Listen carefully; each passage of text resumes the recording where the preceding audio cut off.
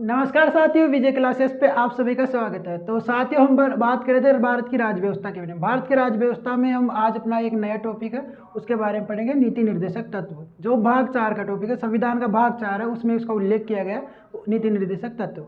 उसी के बारे में आज हम यहाँ पे अध्ययन करेंगे। तो जैसा कि मैं कल की बात करूँ तो कल की क्लास में जैसे आपको एक बात बताई थी, थोड़ी सी एक बाई मिस्टेक हो गई थी, उसके बारे में आपको बता देता हूँ कि जो मतलब भारत सिर्फ भारत के नागरिकों को प्राप्त है, उन अधिकारों के बारे में बात कर रहा था जो सिर्फ भारत के नागरिकों को प्राप्त है। तो उनमें मैंने आपको बताया था 15, 16, 19, 29 और 30। ये जो 5 अधिकार है ना, 15, 16, 19, 29 और 30, ये सभी मतलब ओनली और भारत के नागरिकों को प्राप्त है। कल शायद मैंने आपको यहाँ पे अनुच्छेद 14 में बता दिया था, तो 14 नहीं है, 15, 16, 19 और 29 और 30। तो अब हम आज का क्लास को कंटिन्यू करते हैं। नीति निर्देशक तत्व, ठीक है। नीति निर्देशक तत्व, अब इनकी बात करें तो इनका उल्लेख कहाँ पे, स्रोत उल्लेख की बात करें तो भाग 4 में। और अनुच्छेद कहाँ से, अनुच्छेद की बात करें तो अनुच्छेद हमारा 36 से लेकर 51 तक, अनुच्छेद 36 से लेकर 51 तक इनका उल्लेख। इनका स्रोत क्या है, मतलब इनको कौन से संविधान से किस तरह से, आपको पता है कि जो भारत का संविधान है उसको कहीं ना कहीं किसी स्रोत से, मतलब कहीं ना कहीं किसी देश से लिया गया है, तो कहीं ना कहीं कई चीज़ें। तो इसी प्रकार इनका स्रोत की बात करें या इनको ग्रहण कहाँ से किया गया है, हम कह सकते हैं आयरलैंड। ये क्वेश्चन कई बार आपके एग्जाम में पूछा जाता है, खासतौर पर राजस्थान पुलिस में, तो खासतौर पे कि जो नीति निर्देशक तत्व है उनको कहाँ से लिया गया है, तो आयरलैंड से लिया गया है। जो भी इंपॉर्टेंट क्वेश्चन रहेंगे मैं उनको आपको पहले ही क्लियर कर दूंगा इसके बारे में, तो कि उनको आपको, और बाकी के तो अब मैं नीति निर्देशक तत्वों की बात करें तो 36 से 51 तक जो अनुच्छेद है उनके बारे में शायद हो सके तो राजस्थान पुलिस के लिए उन सभी अनुच्छेदों से नहीं आता।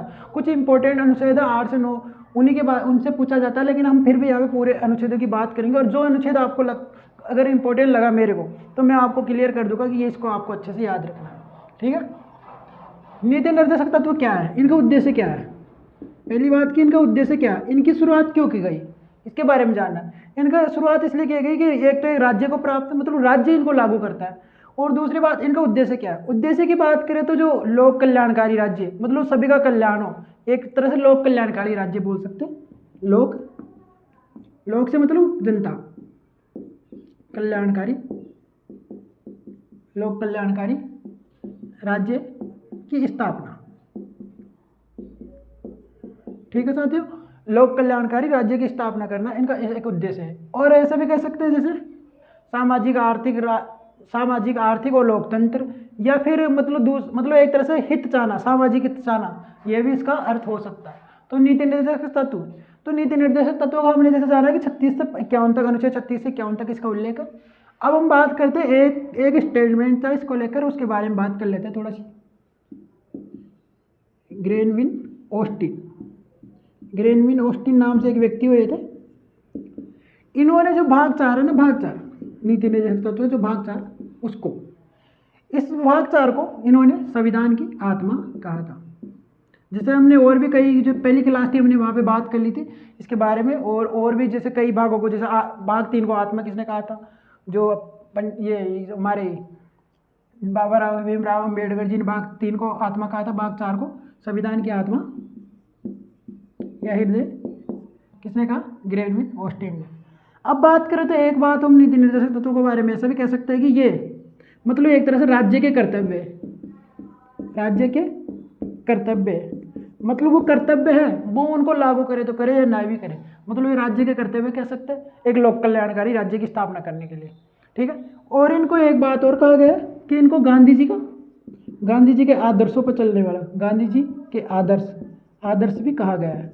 क्योंकि कई बातें हैं ना जो पहले गांधी जी किया करते थे, जैसे गौ हत्या पर रोक लगाना, और भी जैसे कुटीर उद्योगों की स्थापना करना, ग्राम पंचायत का विकास करना, इन सभी के बारे में भी इसमें बात की गई है।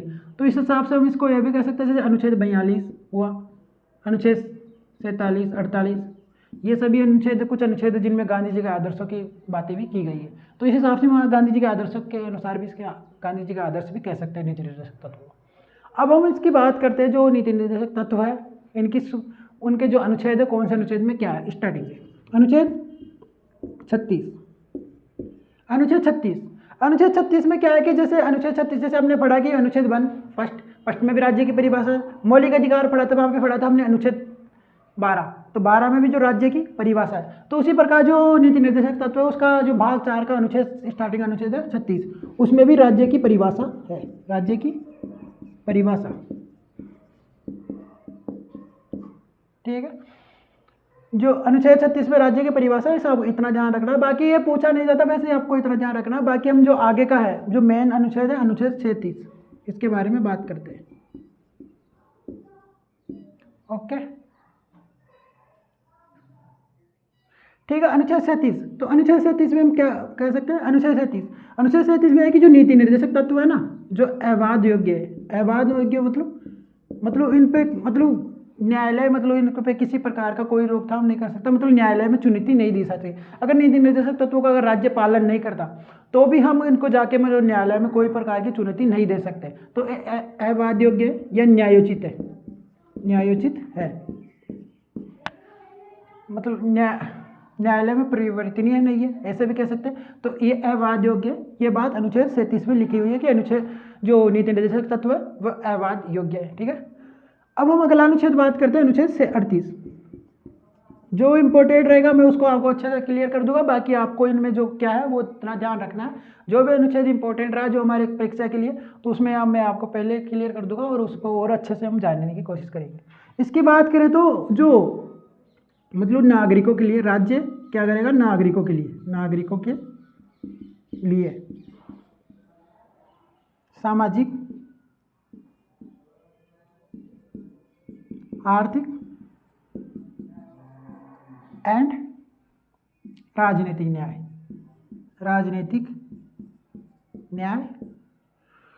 मतलब राज्य क्या करेगा? अनुच्छेद 38 के अनुसार राज्य नागरिकों के लिए सामाजिक, आर्थिक और राजनीतिक न्याय उपलब्ध कराएगा। नागरिकों के लिए सामाजिक, आर्थिक और राजनीतिक न्याय उपलब्ध कराएगा। ठीक है, अब हम बात करते हैं अगला अनुच्छेद है अनुच्छेद 39। अनुच्छेद 39 से कई बार क्वेश्चन बनते हैं, इसके बारे में थोड़ा हम अच्छे से जानेंगे। अनुच्छेद 39 अनुच्छेद 39 की बात करें तो जो अनुच्छेद 39 में ऐसा है कि जो आर्थिक समानता या वेतन को लेकर या फिर जो भी कह सकते हैं आर्थिक समानता हो या वेतन को लेकर या फिर प्रतिष्ठा को लेकर आर्थिक असमानता को दूर करने का प्रयास किया गया है। आर्थिक असमानता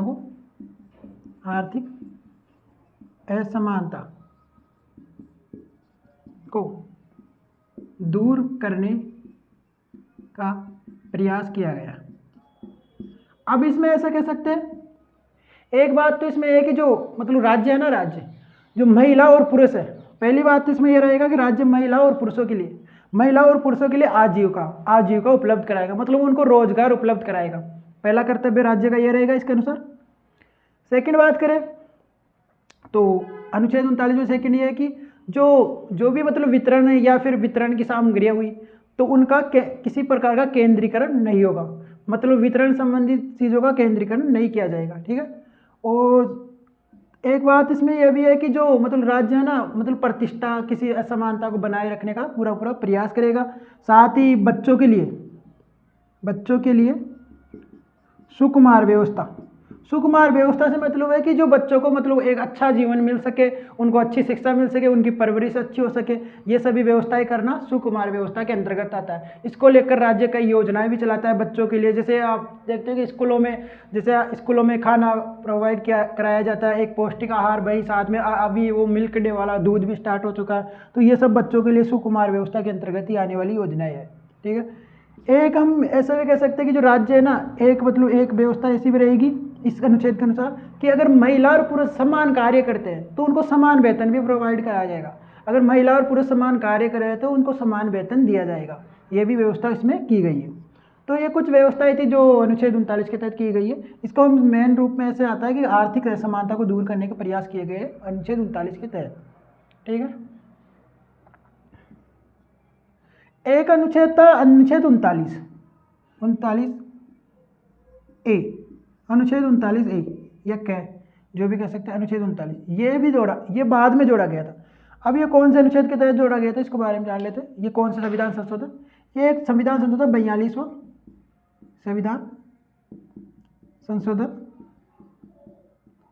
42वां संविधान संशोधन 1976, इसके द्वारा 39A जोड़ा गया। इसमें कहा गया है कि जो मतलब राज्य है ना, जो सभी व्यक्तियों के लिए मतलब विधिक सहायता, निःशुल्क न्याय और विधिक सहायता उपलब्ध कराएगा। निःशुल्क न्याय देगा और विधिक सहायता मतलब किसी प्रकार का कोई मतलब चार्ज नहीं लगेगा उनको न्याय लेने के। कई बार क्या होता है कि कोई इंसान न्याय चाहता है, मतलब उसके साथ कुछ गलत हो जाए अगर न्याय चाहता है, लेकिन उसके पास मतलब अगर वो पैसे नहीं हो तो उसके लिए वो इसी व्यवस्था को देखते हुए उसके लिए व्यवस्था की गई है कि वो उसको फ्री में मतलब निःशुल्क व्यवस्था की गई है न्याय के लिए। न्याय एंड विधिक सहायता निःशुल्क, ऐसे लिख सकते हो निःशुल्क रहेगी। इसी के तहत एक एक वो परिषद की वो तुम लोग कुछ भी कह सकते हैं, एक कानून बनाया गया था, उसका नाम है राष्ट्रीय, एक संस्था बोल सकते हैं राष्ट्रीय विधिक सेवा प्राधिकरण। इसी अनुच्छेद के तहत की गई थी इसकी स्थापना, जिसे हम नलसा NLSA नलसा भी बोलते हैं, और इसकी स्थापना की गई थी 1987 में इसकी स्थापना की गई थी। ठीक है 39। अब हम बात करते हैं अनुच्छेद 40 के बारे में। अनुच्छेद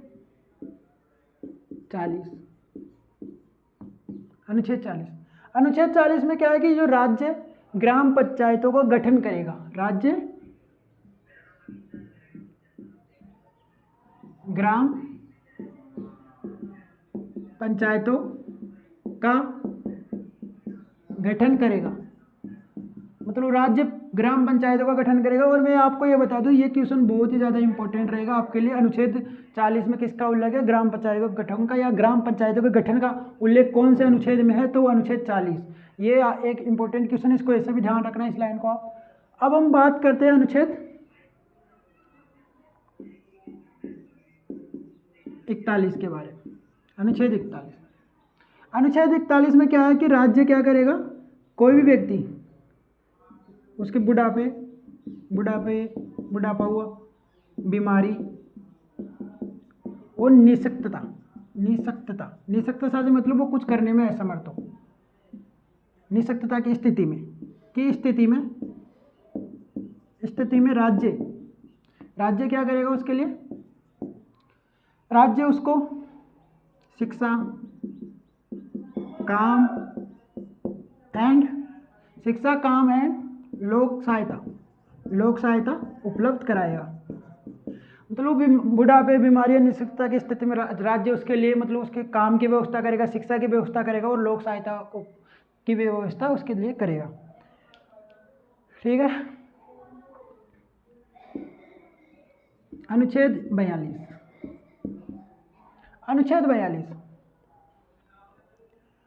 42 की बात करें तो अनुच्छेद 42 में कहा गया है कि अगर मतलब राज्य किसी भी व्यक्ति के लिए काम के लिए क्या करेगा? एक तो न्याय संगत एंड मानवोचित व्यवस्था उपलब्ध कराएगा। मतलब सभी व्यक्ति के लिए जो वो व्यक्ति काम कर सके ऐसा ही काम कराएगा। ऐसा नहीं है कि मतलब कोई मान लो मतलब कोई काम ऐसा हो कि किसी व्यक्ति से हो ही ना सके, मतलब कोई ऐसा काम हो कि वो तो वैसा काम उपलब्ध नहीं करेगा। मतलब उस व्यक्ति कर सके, व्यक्ति के लिए हो, न्याय संगत हो वो काम, साथ ही मानवोचित मतलब वो मानव के लिए कर सकता है। मान लो कोई काम ऐसा हो कि जो मशीनों के द्वारा किया जाता है, सिर्फ उसमें मनुष्य कुछ कर ही नहीं सकता, तो उस काम को ऐसा काम उचित नहीं रहेगा। तो ये व्यवस्था भी कराएगा राज्य। साथ में इसमें आपको एक बात और ध्यान रखने की, जो प्रसूति मतलब कि जो मतलब कभी भी कोई मतलब महिला कर्मचारी है या फिर कोई भी, तो उनको जो मतलब उनको प्रबंधन करेगा, उनके प्रसूति में प्रबंधन करने का मतलब है कि प्रसूति अवकाश कह सकते हैं। तो उनको उस बात की छुट्टी दी जाएगी, चाहे वो सरकारी हो या प्राइवेट हो, उन सभी को मतलब प्रसूति की स्थिति में छुट्टी देने की एक प्रावधान किया गया है इस अनुच्छेद के तहत। ये भी आज इसमें ध्यान रख सकते हो। अब हमारा एक अगला अनुच्छेद है अनुच्छेद 43। अनुच्छेद 43 में है कि निर्वहन मजदूरी, मतलब राज्य क्या करेगा? एक निर्वहन मजदूरी की व्यवस्था करेगा, मतलब निर्वहन मजदूरी उपलब्ध कराएगा। साथ में कुटीर उद्योग, इसके लिए वो क्या करेगा? निर्वहन मजदूरी की व्यवस्था करेगा राज्य लोगों के लिए। इसके लिए वो कुटीर उद्योग गाँवों में कुटीर उद्योगों की स्थापना करेगा। मतलब कुटीर उद्योगों की स्थापना या निर्माण करने की मतलब जो उल्लेख है अनुच्छेद 43 में, इसको ध्यान रखना। कभी कभी ये क्वेश्चन इतना ही पूछा जाता है कि अनुच्छेद 33 में किसका उल्लेख है, सॉरी 43 में किसका उल्लेख है, 43 में, या फिर ऐसा भी कई बार क्वेश्चन आता है कि जो अनुच्छेद 43 है, अनुच्छेद 43, तो इस 43 में क्या ऐसा मतलब कुटीर उद्योगों का जो व्यवस्था की गई है वो कौन से अनुच्छेद में की गई, अनुच्छेद 43, या कुटीर उद्योगों की व्यवस्था किस में की गई, अनुच्छेद 43। तो कई प्रकार से क्वेश्चन घूम के आ सकता है। एक हमारा एक अनुच्छेद, अब इसी अनुच्छेद को बाद में इसमें एक अलग से जोड़ा गया अनुच्छेद 43A। ये पहली बात तो 42वें संविधान संशोधन द्वारा जोड़ा गया था, 42वें संविधान संशोधन 1976 के द्वारा। इसमें क्या क्या व्यवस्था की गई, इसमें मतलब कर्मकारों को बढ़ावा दिया गया, कर्मकारों को, मजदूरों को बढ़ावा दिया गया। साथ में हम कह सकते हैं कि जो कुटीर उद्योग है, जो कुटीर उद्योग की व्यवस्था इसमें की गई थी अनुच्छेद 43 में, तो उसको बढ़ावा दिया गया, मतलब कुटीर उद्योगों को बढ़ावा दिया गया। और इसी के साथ में एक अनुच्छेद और था, अनुच्छेद 43V। इसको कब जोड़ा गया था, इस अनुच्छेद की बात करें तो इस अनुच्छेद को जोड़ा गया था 97 संविधान संशोधन